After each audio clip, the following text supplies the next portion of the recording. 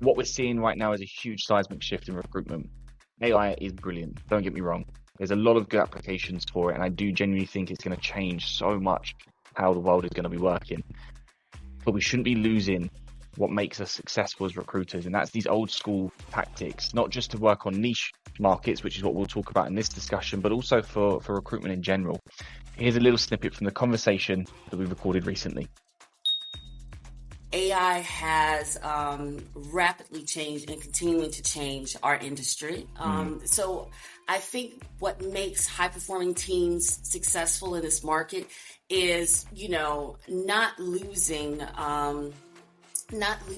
the importance of these old school tactics that we're going to talk about, and being able to really successfully marry these old school tactics with, using AI today. Have that industry fluency. It also helps me to understand, even within the company that I'm working for, within the teams that I'm hiring for. I'm learning that information obviously from my stakeholders of, what's the role? How does the person fit into this role? What are they going to be doing, etc. But when I have that industry fluency, that also helps me to understand even more and to be able to transmit that to potential candidates. Like I said, I'm not anti-AI whatsoever. I use it all the time. But I also realize that as humans, we want to connect. So AI will help us become more efficient, but it doesn't necessarily help us become more effective. Us as recruiters become more effective because we consistently try to improve our approaches, our methods, and AI, like I said, is a tool. So hopefully you can lean further into some of these old school methods that we discussed in today's conversation. Thank you so much for joining as normal.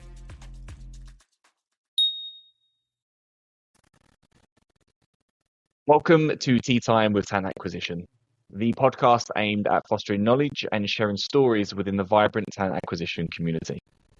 I'm your host, Eden, and for the next hour or so, I'm going to be joined by a true powerhouse in talent acquisition. With a career that spans global recruitment strategy, employer branding, ED&I, leadership, the strategic partner brings a bold, human-centered approach to building teams that actually thrive. She's known for transforming hiring processes into inclusive, data-driven experiences, and she's helped scale talent operations for some of the most innovative companies in the world. I won't share the company name, but you can find it out on LinkedIn.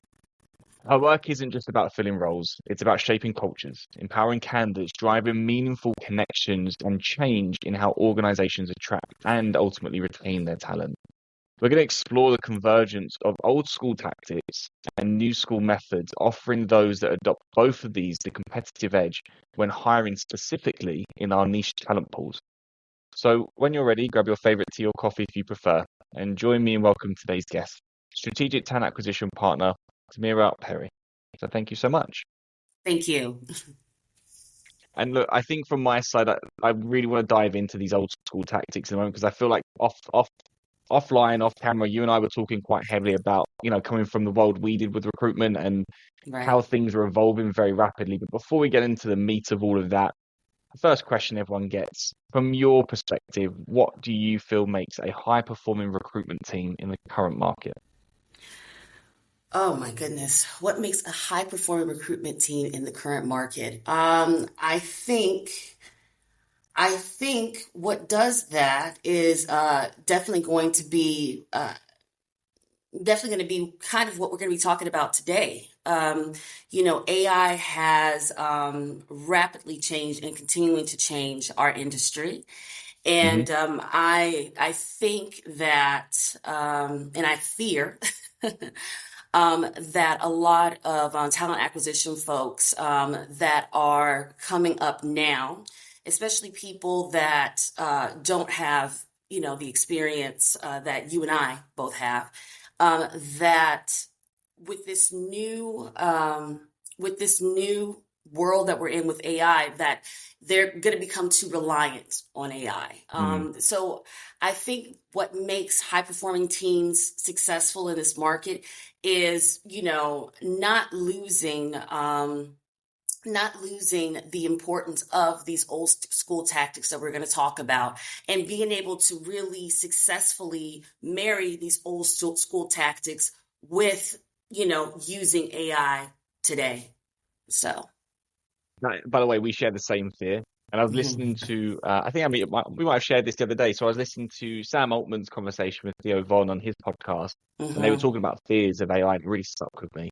I was thinking, well, one of the guys who's spearheading one of the largest LLMs in the world has fears of it, which is a good thing. yeah, But my fear of recruitment is exactly the same. We become robots at the back of it, and not. We always think that we've got this human-centered approach, but in theory, all we're doing is clicking a couple of buttons and just doing call after call after call, but not actually being present in those calls, because then we're mhm, still reliant on just getting through, becoming more efficient off the back of it, but not necessarily more effective as you've shared exactly. before. So I think that is probably the biggest concerns, or one of the biggest concerns I have with it. And it's nice to hear that it's shared, from somebody that is in a different country, different background, different Right. situation, but we're still in the same field.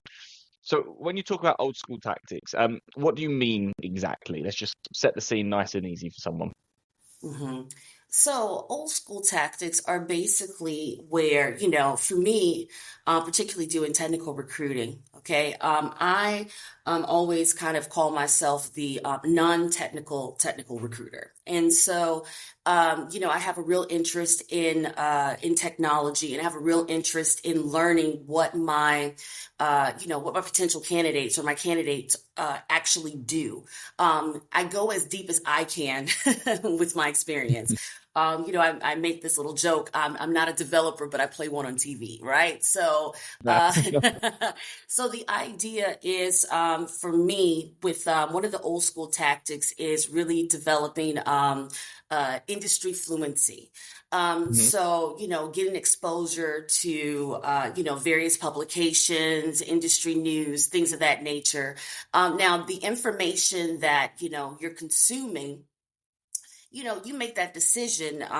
But, information that you're consuming, you don't want it to be too technical that, you can't Mhm. understand it. Um, but taking that information to basically, uh, you have that information to basically be able to engage niche candidates. And so, one of the things is that when candidates are dealing with recruiters, there is this stereotype about recruiters. They just kind of call you up and, ask you these basic questions. They don't really understand what you do.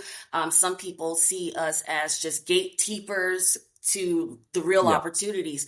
But, it's important for them to view us as actual partners. And so, in order to do that, you've got to have that knowledge. So, industry fluency. And then, one of the things that you're able to do is you're able to go where these people actually hang out. So, online communities, I used to do a lot of LinkedIn groups before when it's a little bit more effective. But even on LinkedIn as well, basically you're taking, sharing information that you've learned and also creating content around that information. Because you don't want to just, post a link to, you don't want to just post a link to an article and have nothing to say about it. But Mm. then from there, getting the conversations going, people are starting to engage you, making sure that you are responding to comments. So that's what I'm talking about as far as with engagement. Because when you're doing that, what you're actually doing is you're really developing a curated talent pool, because when you do have an opportunity, you can go with some real credibility and authenticity to say, hey, by the way, I actually happen to have this role. One of the things that a lot of these communities do not like is for a recruiter. Sometimes they don't even allow you in for that reason. But for Yeah, a I've seen that. recruiter, yep, for a recruiter to come in and just start like spamming jobs, and, a lot of recruiters, that's their mentality. That's what they think of. So that's what I mean when I'm talking about those old school tactics. So getting into the nitty gritty of whatever it is you're purposely recruiting for, and I guess it's getting as clued up with it without doing the job yourself, right? As Right. much as you can. Do you think it's needed? I mean, if you look back in your career and the roles you've hired for, are there roles where you haven't had to do that, and roles where maybe you have? And I guess, like, there's certain elements where I do that for sure. Hmm. I'm just thinking of my own experience, and there's others where I just fall into the classic recruiter mode where Yeah. you go to whatever source it is. So, do you think it's really needed to keep hold of that kind of industry fluency? Yeah. To be honest with you, I mean, it really depends. Now, if you have, in my opinion, obviously, if you have a role where you have a healthy talent pool, let's say, I mean, just the perfect situation where you post the job, you go back the next day, and in your ATS, how often does this happen? There are I was going to say just you're talking absolute make believe right here. That's what Like I'm saying. That's what I'm saying. So, you go to the ATS and there are all these just wonderful, beautiful, just, these every profiles that candidate is a exactly, you can hire them straight right. away. Every single one, all Exactly. based in Like the location you want, the language you want.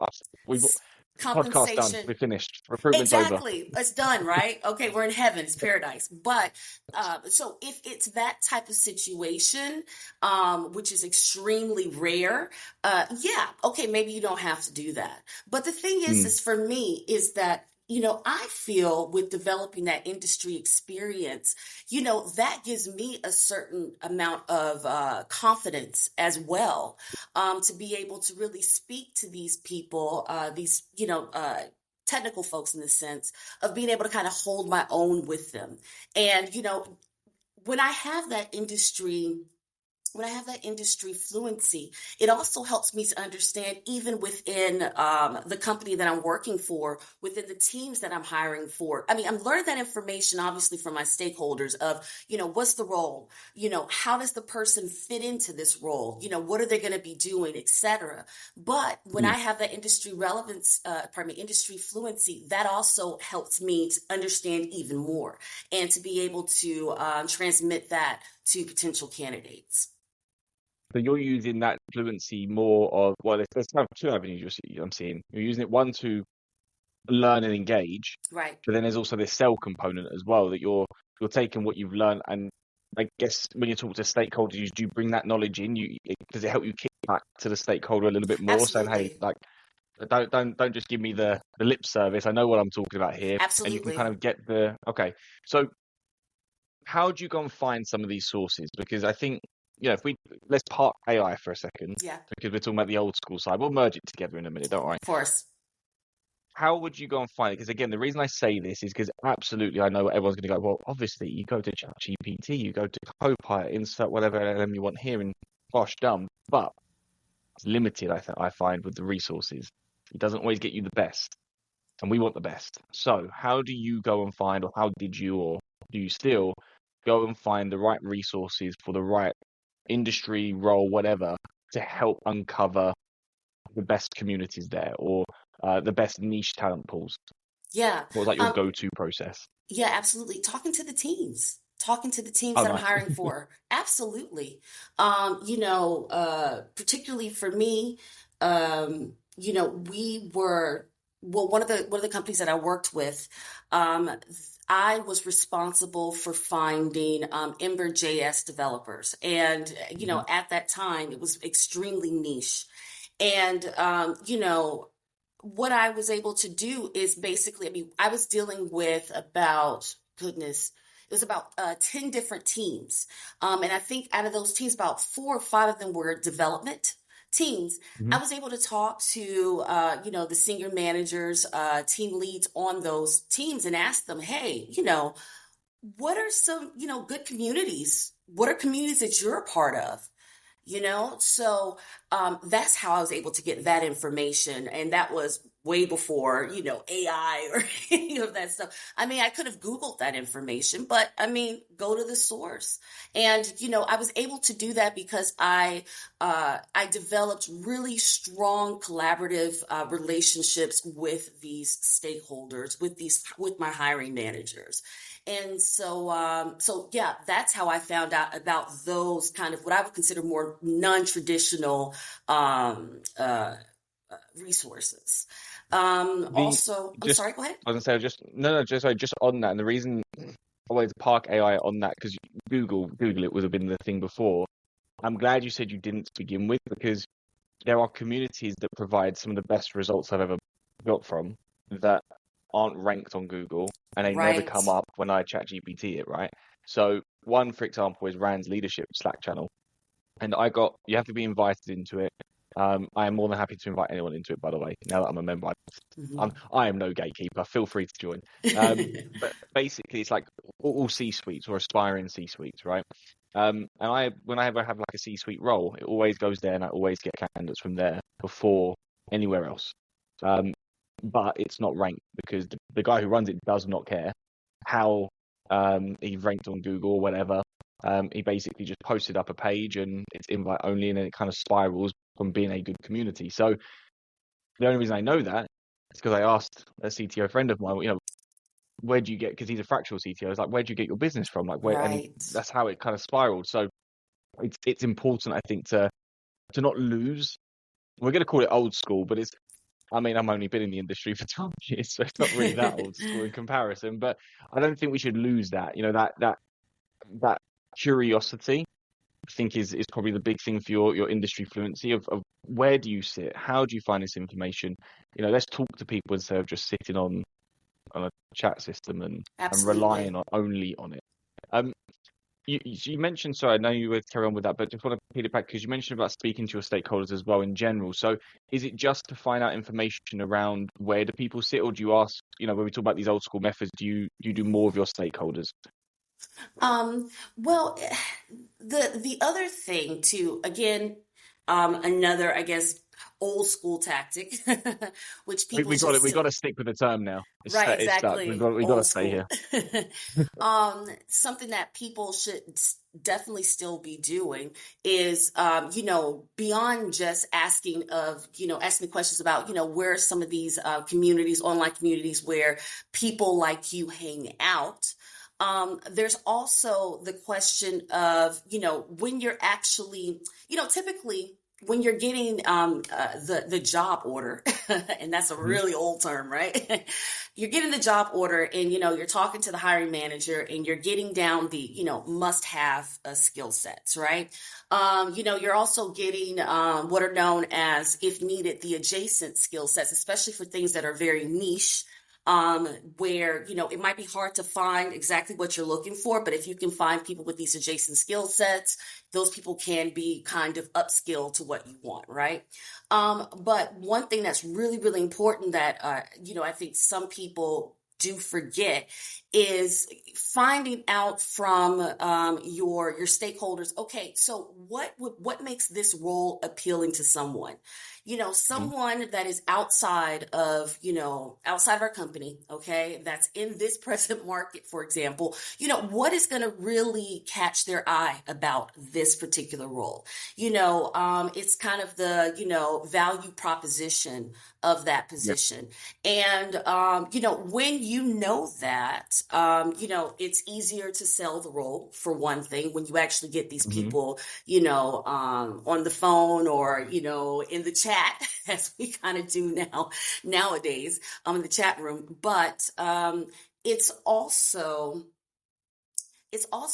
basically it also influences where you look for folks as well, because for example, going back to Ember.js development example that I used, at the company that I was working at, Ember is open source programming language. And two of the original developers that helped to develop Ember.js were actually on staff Oh, with wow. with the company. And so this company, they were huge Ember JS cheerleaders. And so for me, looking for Ember developers or people that were interested in getting into Ember development, or even people that, because one of the adjacent skills or some of the adjacent skills were Java-based languages, right? So I was looking for folks, if they didn't have Ember, TypeScript, React, or JavaScript. So even when I'm talking to people that, weren't necessarily that interested in getting to Ember, I'm able to bring up this value proposition of like, hey, by the Yeah. way, we've got these guys on staff. So it's a really great opportunity for you, to work with these guys either, directly or indirectly cross-functionally on teams. So that's the type of information that, really We helps you to sell. we call that the bankroll I close love that. in the external world, where it's compounded interest, it's banking interest to the future of knowledge, or however you see it. It's really good if you have a low salary for something, and you have one of those value propositions and a low salary, you can Absolutely. kind of get it.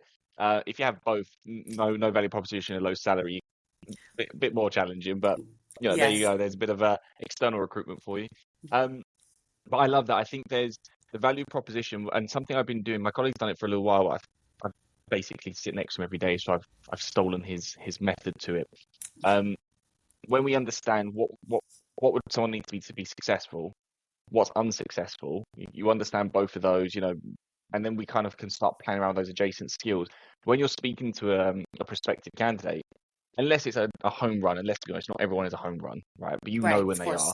So what we try to do now, or what we do, sorry, is we're very transparent. We'll say, look, this is where we feel it's going right, but if it does go wrong, this is where it's going to go wrong. And I'm kind of telling them up front before we even start the process. And look, I it's not like me that. saying I don't want to send you. I think your I profile could be like great that. because of all of these skills. And the response is brilliant. They're like, thank you. Like they know where they stand. They know they're not a 10 out of 10 in terms of that process. They know Right. there's some areas. They also know going into that first interview, that's probably the areas that they need to really hone in on Yes. and try to find adjacent skills around it. And like I said, you only really know that when you understand what good Right. looks like, what bad looks like in that particular role, and where the cutoff points are. So it's taking it a bit further than just, um, you know, what are you looking for? Right. And I love that. the other thing he does quite well, uh, why would someone join your team specifically? Which I know you mentioned kind of on there, but Mm-hmm. ignore the company, but why your team? Why Right. now? What's the reason you like? Again, forget skills, but why should someone actually join you? Mm-hmm. I love that. I love that. Absolutely. And, that's a part of that's that human touch there because I'm sorry, and I know we're going to talk about AI in a little bit, but AI can't do that. An AI agent, I mean, maybe basic kind of assessment questions of like, okay, if you answer this correctly, then you're good. But if you answer this way, then you're not as, you're more mediocre. You can't have those types of conversations with an AI agent. It really needs to be person to person. And yeah, that's the thing that we have to make sure doesn't get lost, not just in our industry, in all. Yeah. And that's go back to the fear, right? That is the fear that I have is that sometimes we're going to lose these little nuances, these little touch points. I was speaking to a lady called Dora, who's also coming out next week, by the way, with the Mm. podcast. So she's going to come after yours. Highly recommend it. It's a good conversation. But we were having this discussion, and it was more around, for example, when you've got someone that you need to put your arm around them a little bit in a search process, right? Mhm. Maybe they're halfway through the process, they're getting a little bit edgy, they're not sure if it's the right move for them. And sometimes it's just, hey, let's go back to basics. You were looking for X, Y, and Z, we're offering X, Y, Right. and Z. Right. That sort of conversation, just an arm round them sort of situation, and it helps. And you can do it on a text message, you can have a quick FaceTime call, whatever. That's the part we're going to lose, I believe. Absolutely. When we talk about AI and we talk about process and we talk about recruitment, that's my fear is that we're going to lose those little touch points that make a huge difference because we just become process and we just become ingrained into back-to-back calls just to get through the calls and not Right. really having that. I mean, someone was going to call me out and say I'm wrong, but I see it already happening through ATS systems and just you're just sat in a funnel and that's it. Yeah. Um, Yeah. but let's get excited about AI then with what you're sharing. So we've got three nice examples. So we've got job order intakes and things like that. We've got industry fluency, and then the other one you mentioned was bear with me. Basically value, the value proposition for that particular role. Yes. Oh no, sorry. Yes, so finding the Hangouts. Sorry, I have my notes on And it. also where people are located. Yes. Right. So I mean, you can pick whatever one or all of them if you want. But now the idea is we connect, right?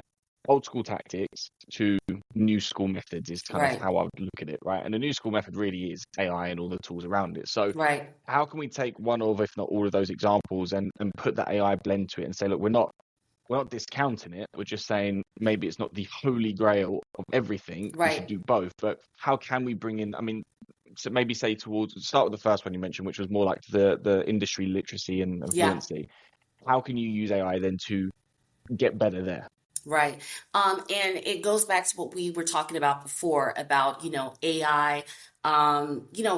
AI does not make you more effective. It'll make you more efficient. But if you're already effective, with with what you're doing, then AI is, I mean, it's a great tool. And AI is a tool, it's not a replacement. That's the big thing. Mm, So, for example, with the industry literacy, AI makes it easier now more than ever to be able to really digest a lot of content. So, you're still getting those, industry news, information. I mean, there's so many sources, right? But the yeah, thing is information overload sometimes. information overload, absolutely.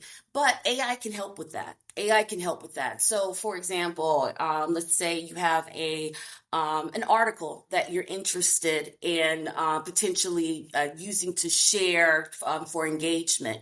You can take that article and with a nice prompt and get a nice summary of that article, something that's in digestible chunks that you'll be able to process yourself pretty easily, depending on what your learning style is. So Yeah. what's kind of cool also about with AI, you can change the tone of that summary as well. You can make it more technical or less technical depending on what you want to learn. Mhm. The other thing too is, AI makes it easier now more than ever. I'm going to say that a couple of times to be able to create content around what you're sharing. And so, you're able to create, really interesting, engaging posts that, you can put on, LinkedIn or some of these, other online development communities, wherever you decide. But the caveat is that you have to understand what you're posting. You can't just put a prompt into say for example chat gpt, come out with this really interesting post, and you don't understand it, you don't know what's going on with it, you just post it. Because what happens is that when you start getting engagement, it's still your responsibility to engage. I mean, Yeah. when you have comments, you need to respond to those comments. You have to be able to respond to those comments elegantly, but also, intelligently as well.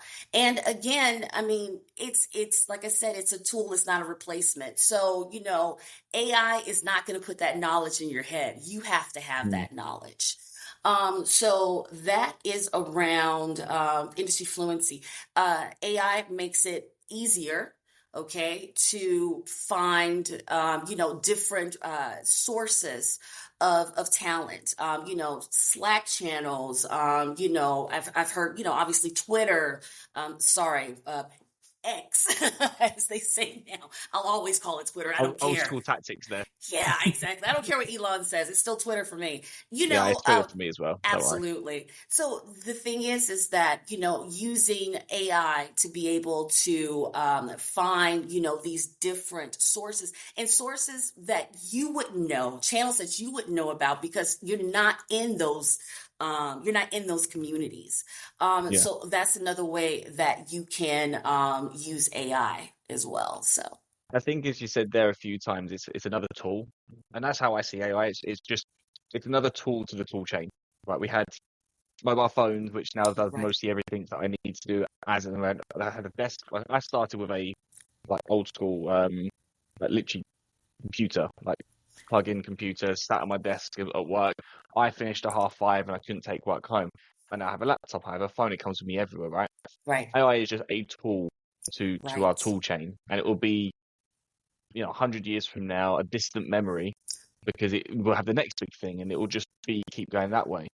But I think and I love the fact you touched upon content there, because I think what we yearn for, as it is human connection Right. and content. And we like to be the main character of our own story, and we like to have, look at what I made. Look at this piece of writing, this picture, this game, this whatever, right? And let's share it with the world. We love sharing things. Even if you're a bit more introverted, you still share things to your circle of friendship, group, and things like that. But that's what AI helps us with. It helps us build Right. connections, in the sense, because we can spend more time with people and not in the mundane, and it gives us more opportunity to create that content behind the scenes as well. It's just making sure that we don't lose touch of those two things.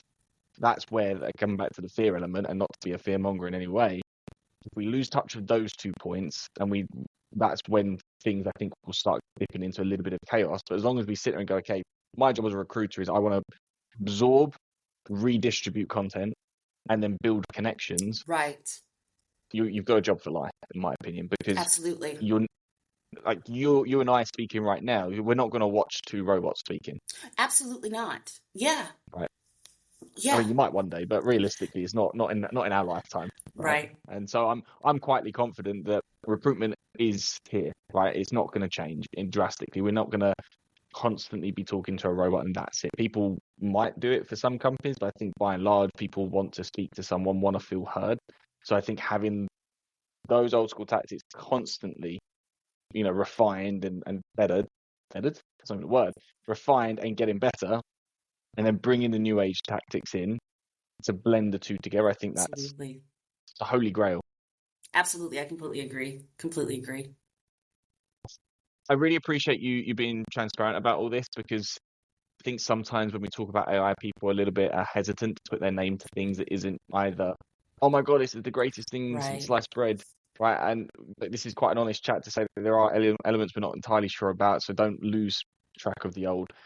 If someone wanted to continue the conversation with you, wanted to get to know you a bit better, learn about your past, where can they find you? Well, I am on LinkedIn, as we all are. So, check out my LinkedIn profile. I'm always happy to connect with others. And yeah, that's the best place to find me. Perfect. I appreciate you so much joining and being part of this. So thank you so much for sharing your insights. Thank you. Great conversation. Thanks. Have a good day. You Bye-bye. too. Thanks. Bye.